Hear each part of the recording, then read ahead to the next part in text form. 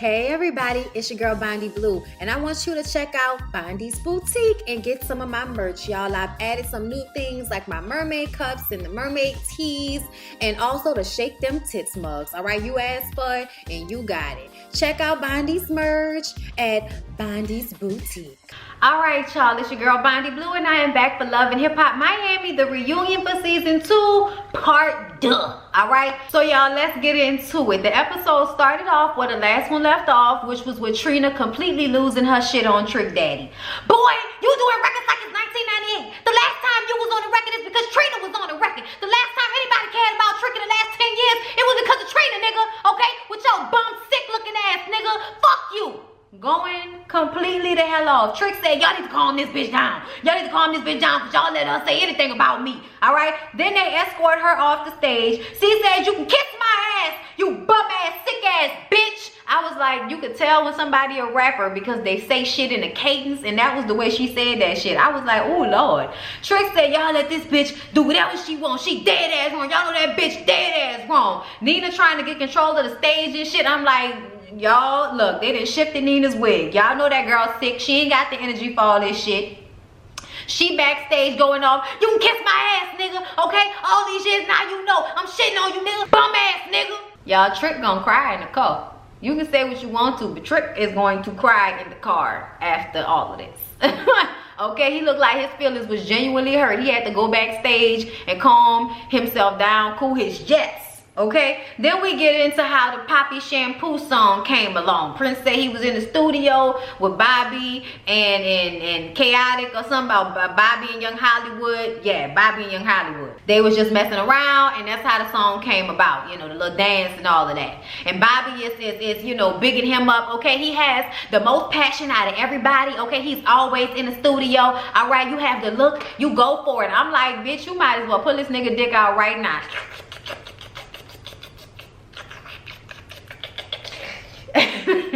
So they asked him to get up and do the little Poppy Shampoo dance, and he's like, nah, I don't want to do it. They're like, son, you better grab that mic, okay? All you need is one mic. So he get up and he do the little dance, but the shot wasn't clear, so I couldn't tell what the fuck was going on. It looked like the camera people didn't want him to embarrass himself, so they moved behind one of the people who was sitting on the front row on the bottom, you know, at the bottom of the stage, just move around them. So we ain't really got to see whatever shit he doing.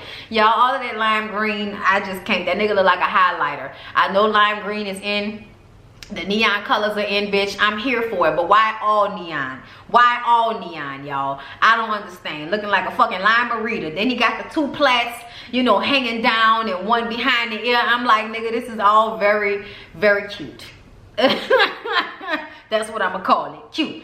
So y'all, then we get on Chaotic coming at Liz, and Chaotic say, look man, they wasn't even together. He wasn't even worried about that girl, okay? And she always, you know, walking around. She at the picnic with the little shorts on. Everybody was talking about how good she looked. And Prince was like, look bro, it's not even about that. It's about the whole situation. Like, you was really trying to come for my girl on some shit. And he started screaming. Y'all know Chaotic over talking Prince. He talking about how they was in the studio and she put up her legs talking about what you want to eat, and he been traumatized ever since. I'm like, this nigga so stupid, bro. This nigga so stupid. Everybody got up and was busting out laughing and shit. And then Prince says, but you at my table in the club every night, because Chaotic say they not friends. They just co-workers and shit. And I'm just like, bruh, like, you wrong for that shit. Y'all was hanging around each other when you got out of jail. That was the person you called to film your scene with and shit. Like, I guess Chaotic. I know y'all not really friends like that, but I feel like y'all was forming a friendship and Prince thought of you as more of a friend as you was really trying to be. But that's how y'all hood niggas be. Y'all hang around niggas like Prince, act like y'all cool with him and shit like that. And the first chance y'all get to stab him in the back or fuck over him in some type of way, y'all do that shit. I don't know why, but that little scenario between Chaotic and Prince seemed very familiar to me. And it's just, I don't know, it just seemed like something niggas be out here doing and all of that. So Prince and Liz say that all of that shit is bullshit. She ain't never put her cooch in his face and act like, you know, she wanted him to eat it and all of that. And then Prince starts talking about how we ain't friends, but you know, wearing my clothes, wearing the shit that I picked out, wearing my stuff and all of this in your videos, and you know, you lame and all of this shit. And Chaotic said, keep that same energy, my nigga. And Prince said, first of all, nigga, you know I ain't never scared. I ain't never scared. I'm about that shit. And everybody was like, nigga, about what? About to get your ass whipped. And he was like, I mean, y'all know I ain't about shooting and killing people and all of that shit, but I know one thing, if you coming for me, I'm gonna be right there with my fist ready to put it down, nigga. It's whatever. Okay, just like I was ready when you sent your punk ass homeboys to jump me outside the shoe store, my nigga, like whatever. And I'm just like, ooh, Lord. Y'all got a whole bunch of mess going on between the twixt of y'all, okay? And all I know is chaotic. You need to stay your fucking ass out of trouble. So please leave Prince alone when you see him on the street. Leave him alone. Trina comes back out on the stage, and you can tell that she's over it at this point. She ain't about to really, you know, have too much more to say on this fucking show. All right, we get to JoJo and Shay flossing her pussy with JoJo's wig. That was just so nasty and disrespectful, y'all. I forgot about that. Had a little ass cheeks out and shit. So Shay says that for real, the situation with JoJo hurt her feelings because she felt like they was really growing towards a friendship, and then you stopped talking to me and I find out that you fucking with my ex. That's on some bullshit. Pleasure P said he didn't even really give a fuck about JoJo. They had just went on a couple of dates, okay? JoJo says that Amara told me to be careful of Shay, and then had an issue. And then Amara and her had an issue with the ex and the DMs and all of that. And I kind of felt like JoJo wasn't even answering anything that Shay was saying. She was just trying to throw Amara under the bus because she knows that Amara and Shay have now formed this close friendship. So now you want to try to act like Amara, you know, was shitting on Shay and all of this shit. I mean, as far as I'm concerned, Amara done told y'all to be careful of everybody on the fucking cast, okay? And I feel like you should have been careful because that bitch snatched your wig and flossed her coochie with it. So you should have been careful, bitch. That was good advice. Shay said that you vented to me about the situation with Amara and the ex-boyfriend on the phone for a whole hour. And JoJo says, well, my problem is Shay went back to Amara and made it seem like I was calling Amara a hoe. And it's like, well, you have made a pretty big deal out of this situation with your ex. So I can only imagine what you said on the phone with Shay. Shay said, I told her after the fact, okay? After me and you wasn't friends no more, after we had beef, I didn't go to her while we were still friends and tell her that shit. That was after the fact. Amara says that JoJo was out here being a thought and having that nigga paying for everything, which is why when he found out she was a thought and about the Pleasure P situation, he dropped her ass. It didn't have nothing to do with no DMs.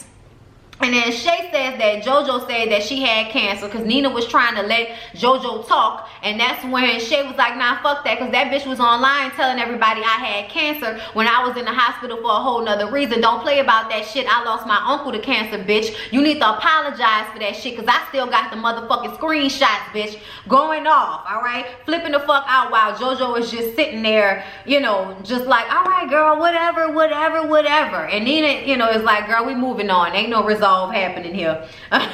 So we move on to Amara and JoJo's relationship and the fallout of that.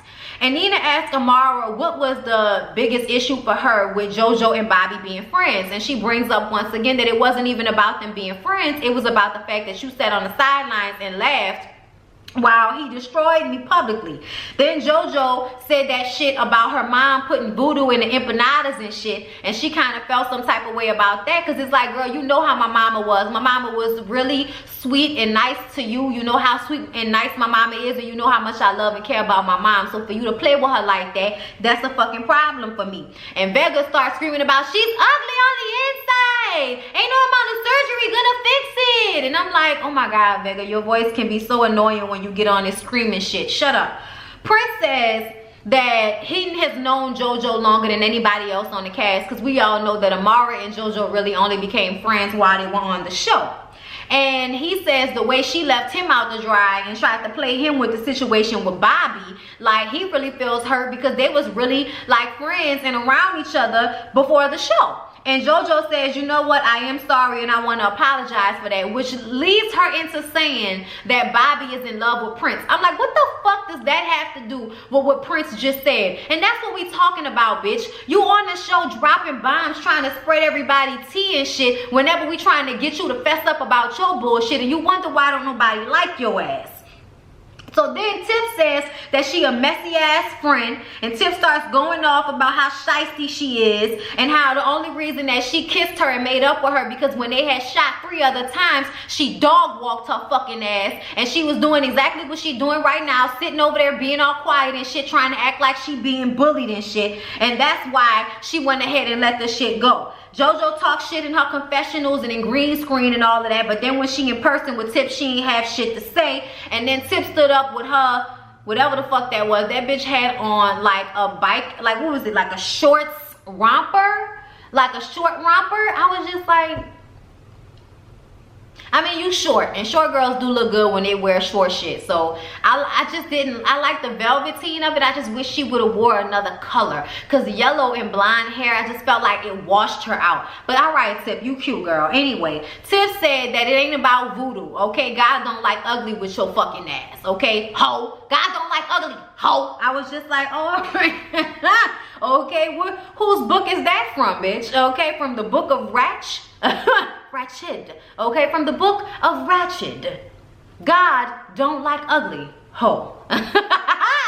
Book 1, chapter 2. Never mind, y'all. I'm sorry. I'm doing the most. I told y'all I'm delirious at this point. So Vega says that JoJo is a piece of shit and she wiped her pussy with that bitch when Nina asked her, could they ever make up and make things right? And I'm like, Nina, I don't know why you ever trying to make anything right between JoJo and anybody on this cast. Please let it the fuck go. Amara says, I don't want it to seem like we bullying her, but we're all reacting to the shit that she's done throughout the season. She's done bad shit, and now, you know, because she's sitting over there all quiet and docile, it makes it seem like we over here bullying her, but we not. At the end of the day, you fucked up for the shit that you said and the shit that you did, and Becca don't give a fuck, okay? She don't give a fuck about whether it look like she bullying somebody, and I'm like, that's why you need to worry, because last season, that same attitude is why people didn't like your fucking ass, and now you've been trying to recover from that. Pull it back a little bit, Veronica. Pull it back, bitch.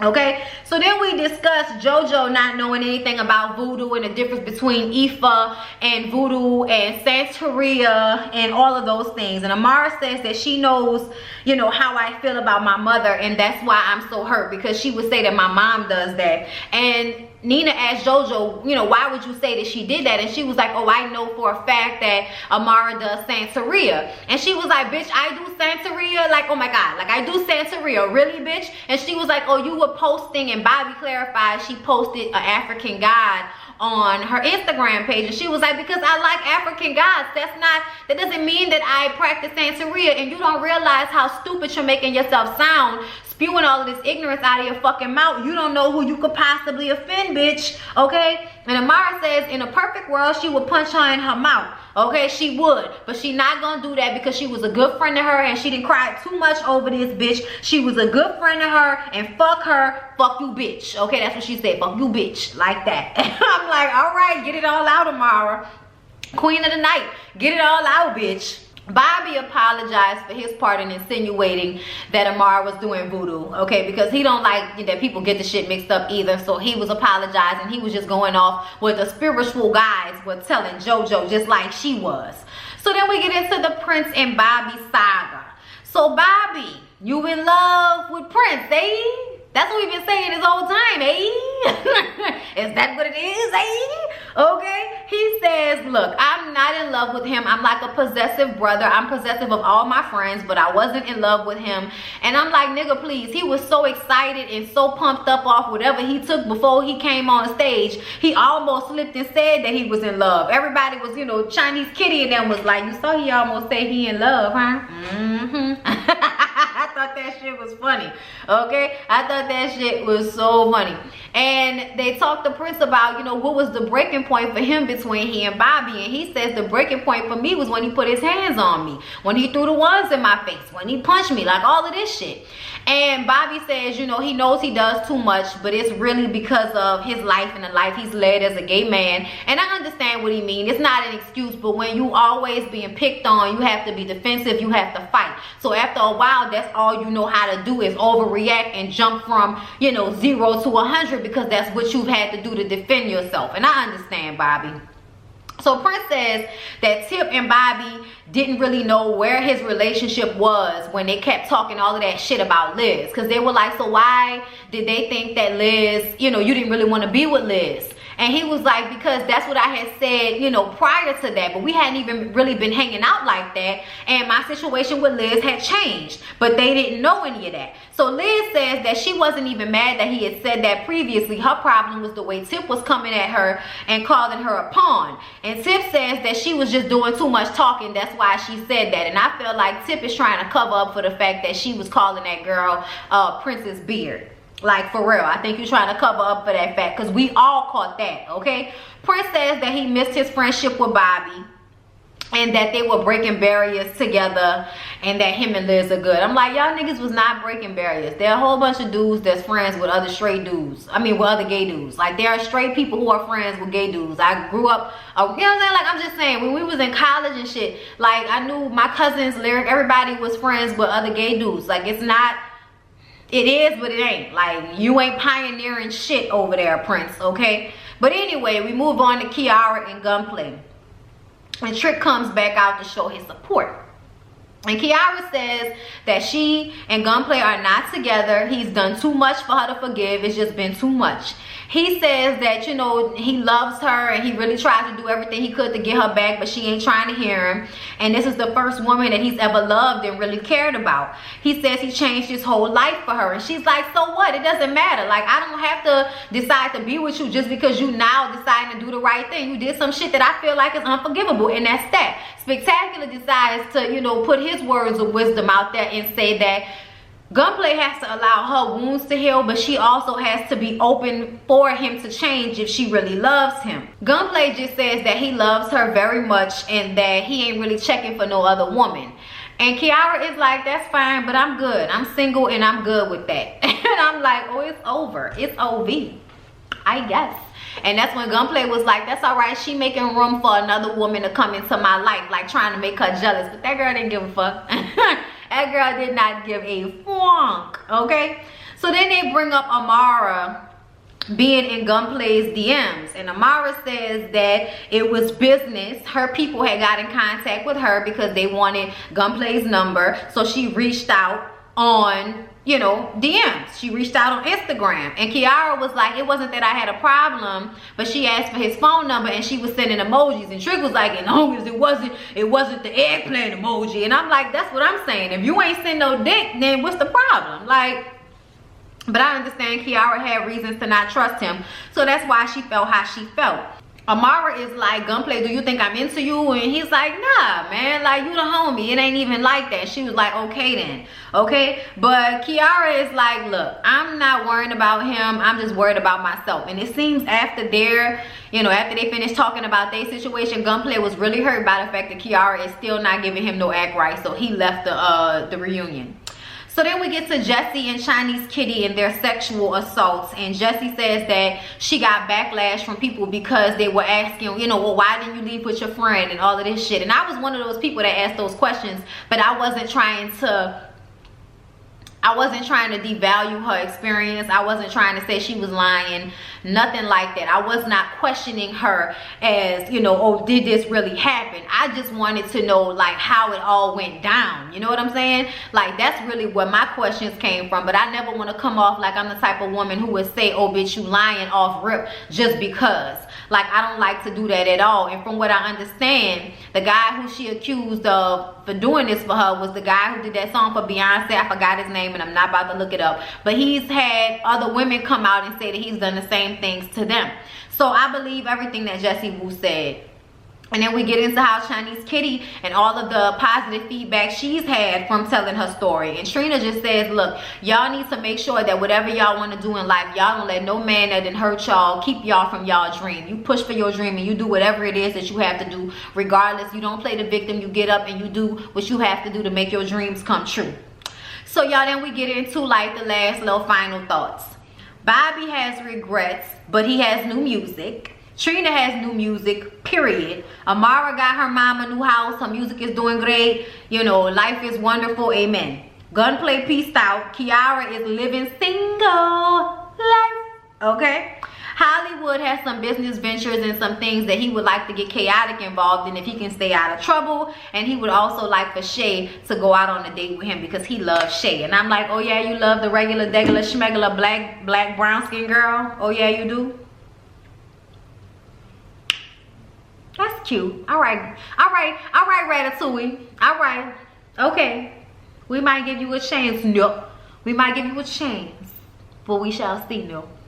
All right, y'all. That was Love in Hip Hop Miami, the reunion part 2. I hope you guys enjoyed the review. Please don't forget to like, comment, and subscribe to my channel if you have not already. I'm gonna get these videos edited and up for y'all, and I will see y'all in the next one. I'll do 911 tomorrow on Tuesday. So see y'all in the next one.